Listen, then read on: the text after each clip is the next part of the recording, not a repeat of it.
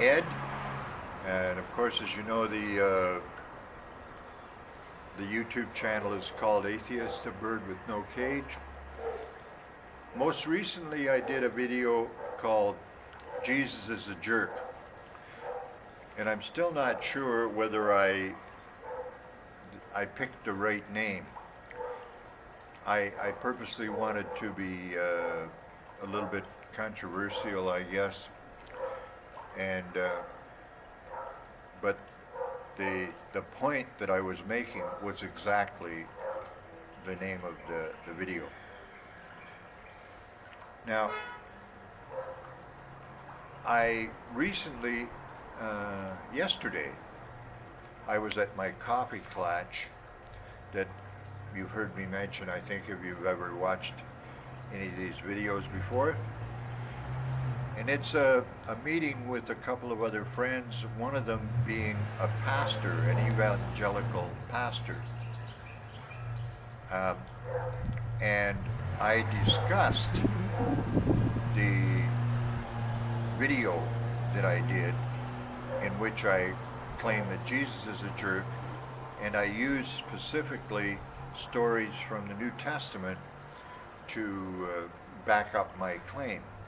I used stories like the fig tree story, the one about him taking demons out of some people and putting them into the pigs, and the pigs running into the ocean or a river or whatever it was. The pigs all drowned. So anyway, I told the pastor what I had done and the arguments I had, and I asked him to comment. So we quickly got into the first story I brought up was the fig tree story. And my point was that Jesus was in that story, Jesus acted like a childish, I thought. The fig tree didn't have any figs, it's out of season, and he kills the fig tree because it didn't have any figs, apparently. Now, he pointed out to me, I asked him what was wrong with that as a criticism of Jesus, and he said, well, you're taking the whole thing out of context. The way you tell it, it sounds, of course it makes Jesus sound like a jerk. Well, my point was, it was not my story. I was recounting the story as close as I could to the way the story is told in the New Testament. And he claims, well, you're still taking it out of context. And so he started to say something like, the story was not about Jesus killing the fig tree, it was something to do with the nation of Israel and how if that nation if the people did not do good things, I don't know where the hell he was going with it, really. It was something to do, maybe trying to draw similarities between the figs and these people being fruitful or something like that. Anyway, it was, I didn't get it. Now, we discussed a couple of other points in that video. I think one of the most telling ones is the idea where Jesus specifically says, if your hand causes you to sin, cut off your hand. If your foot causes you to sin, cut off your foot. If your eye causes you to sin, gouge out your eye. And again, he claimed that I was taking this whole thing out of context, and it was not Jesus saying, actually do those things, not really cut off your hand. It's a metaphor for distancing yourself from people who might be a bad influence or something. Probably people like me. Now, anyway, out of that, I got thinking about these conversations I have with people like the pastor, And I have been questioned on I why I want to talk about religion, why I like talking to religious people, especially Christians, because that's the religion that I understand the most and have read the Bible and so on. So I get questioned in a way like they say, well, why do you bother? It's like you want to destroy someone's faith and someone's love of Jesus or something like that. And so I started to question myself and say, okay, why do I do this? Is it just that I want to say Christianity is bullshit? The whole doctrine is flawed, and maybe that's part of it. But the real thing is more of a humanist feeling that I have, and it's this: I think everybody that is religious is a victim. Uh, and I started to think of that. If you had friends and there were people all around you who were suffering from a drug addiction, for example, they were using heroin or drinking alcohol heavily or any of those things, most of us as humanists would like to help them and discuss that with them and try to make them see how that was harmful to their life. That's the way I feel about religion. Which brought me to the idea that religion, the Christian religion especially, is very much like a drug. Now, in the United States, and probably in Canada too, for sure in the United States, mega churches and some Christian organizations, they sponsor, for example, large billboards in different parts of the country. And these billboards have this kind of a message. Do you feel lost? Do you feel unloved? Are you depressed? Or that kind of thing. If you do, we have the answer. And the answer, of course, is accept Jesus Christ in your life. Develop a relationship with Jesus Christ. What I hear coming out of that, if you're feeling lonely or lost or worried about things in your life, we have a drug for you. This drug will solve all of your problems. It's called Christianity. Take this and you will feel good, for sure. You won't feel lonely. You will have friends. All your problems will be solved. Okay, so it suddenly occurred to me, that's why I like to talk about religion, because I would like people to start to think about what they believe. I'm convinced that thinking is the antidote to the drug we call religion. And we need to learn to think clearly, to think critically, to be skeptical, and those kinds of things. Those are all concepts that I believe in. When we look at the drug analogy, it seems to me preachers are analogous to drug pushers. They keep telling people that if you're having doubts, all you need is more of the drug. Take more. Believe, pray, talk to God, talk to Jesus. Make yourself closer to Jesus. Give your life, rededicate your life to Jesus. Sounds very much like someone pushing a drug. Okay, so if the drug analogy works, eventually all analogies start to crumble. But this one, I pushed on it pretty solidly, and it seems to have some pretty good foundations. So you say, okay, what's wrong with Christianity as a drug? Okay, from the point of view it teaches us, what does it do to us as far as our relationships with other people go. Here's what we learn. We need to hate or, straight up hate people like homosexuals, people who are from another religion, anybody that doesn't believe. The Ten Commandments tells you, if you don't believe in this God, you're going to hell. Okay, so on a social level, those are the problems I see. It's very divisive. It makes us, it puts us into this sense of it's us and them. We're the good guys and they're all the bad guys. They don't understand this, what we have. In other words, in the analogy, they don't understand that with this drug, that you can see the beauty of hating those people that God hates,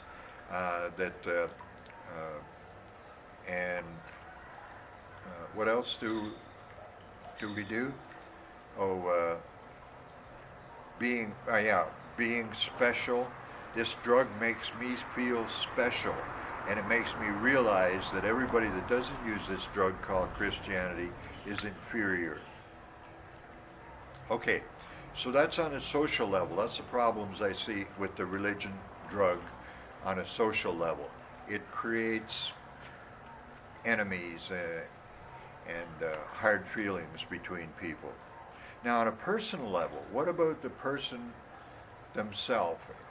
Even if they don't buy into all that crap about hating gays and non-Christians, even if they don't buy into that, they're stuck with this problem of cognitive dissonance, a very mental torturing kind of thing. And it goes like this. Once you take this drug, you have to believe in a whole series of things. In the Bible story in Genesis, you have to believe that God made the whole damn kit and caboodle. God created the world.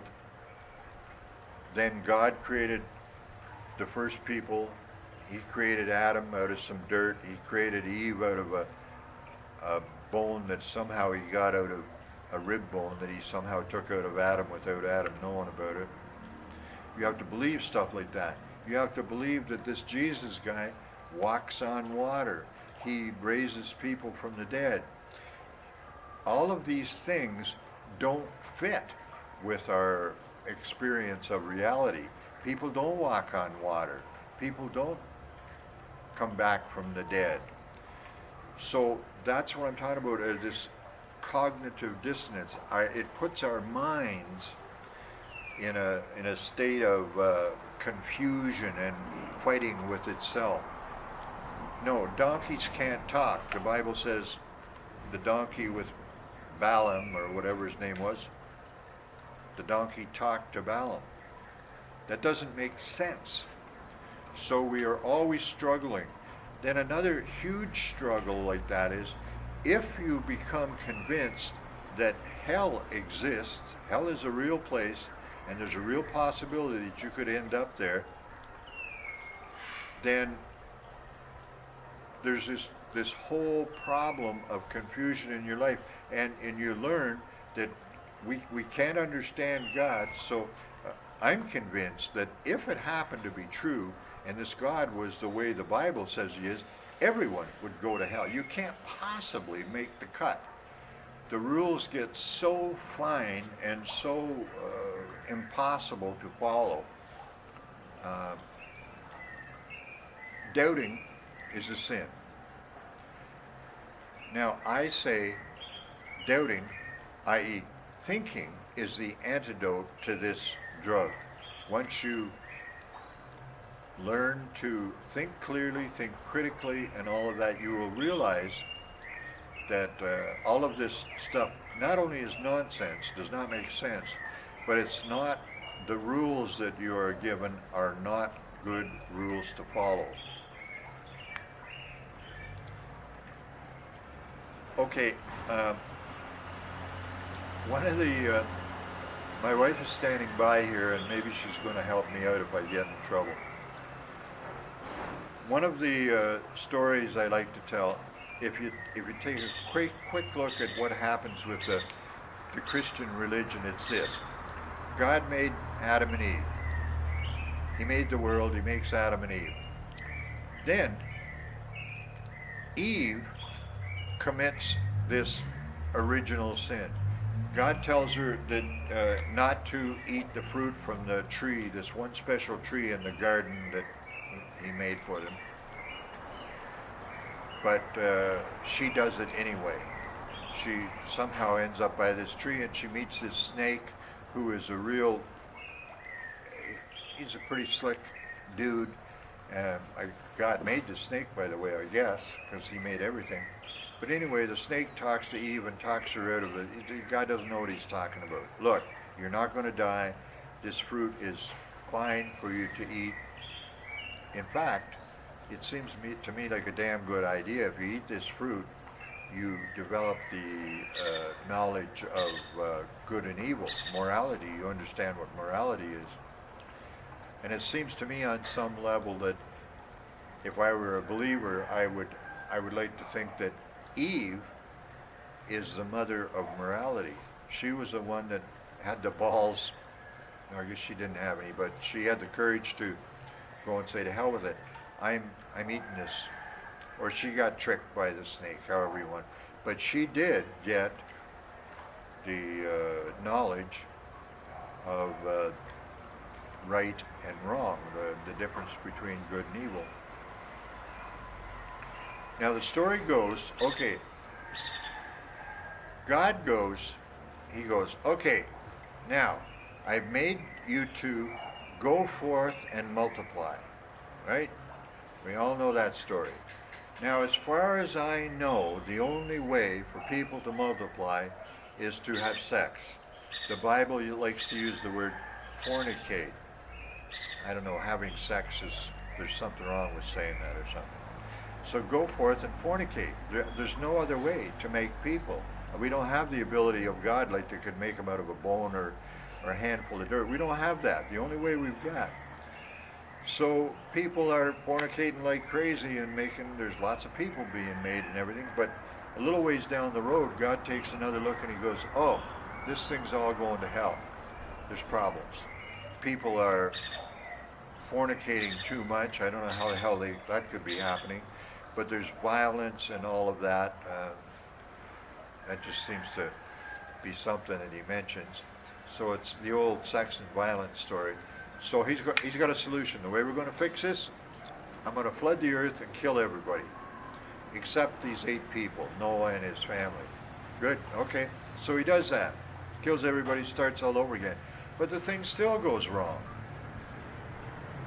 People still are fornicating too much and doing whatever, and they're sinners. Everybody's sinners. Well, he makes us sinners because Eve's sin, God gives to everybody. And somehow that's all passed down. So then the solution to this problem becomes this. Okay, what I'm going to do is I'm going to make myself a man, or I'll call him my son, and put this man on earth, and he'll live with people. And then what we're going to do is eventually we're going to torture him and kill him, and that will fix the problem. That all of this fornicating and immorality that's going on. That's going to fix the problem. So he goes, okay, sorry Jesus, you're going to have a really bad weekend, but after that things are going to be great. You're going to come and live in heaven with me.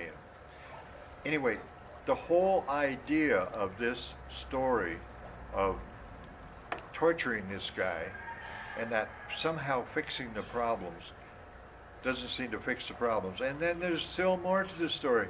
Oh, well, yeah, Jesus is going to come back someday.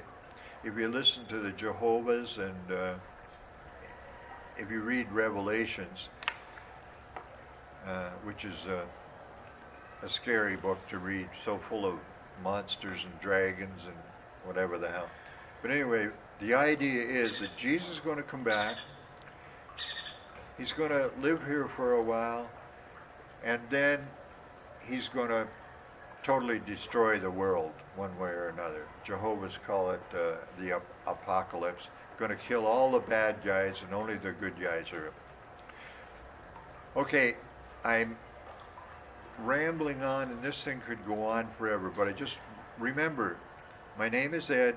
I'm 78 years old, so if I'm rambling a little bit, blame it on the fact that I'm 78. I don't know why I tell you I'm 78, as I always say. I don't know if that's bragging. There's nothing to brag about, but I just like people to know who I am, sort of thing. By the way, once again, this is the second one. The Jesus Jerk video we did here in front of the house, where behind me is the pool and the house, and I don't know if you can see maybe some of we have a flock of cats. I think that currently we're at 7 cats and a little dog named Luna. It's hot, ergo the sunglasses again. We're outside. I apologize for the sunglasses again.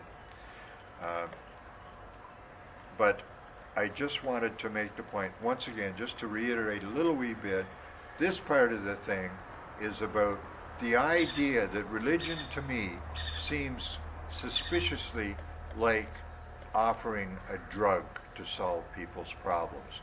I don't think it solves any problems. There may be the feel-good thing, but the downside, the side effects of the drug called Christianity are more horrid and don't justify the bit about feeling good as far as I'm concerned. My name is Ed. My my YouTube channel is called Atheist Bird with No Cage. If you're watching this, please comment on what I'm saying. Comment below. I'm happy to hear anything. You don't have to agree with me. In fact, please disagree with me. If you do, tell me where I've misquoted or misrepresented the Christian religion in any way. I'm happy to hear that. I do make mistakes. So please comment below so that at least I know somebody's looking at this video. Thanks, and that's all for today.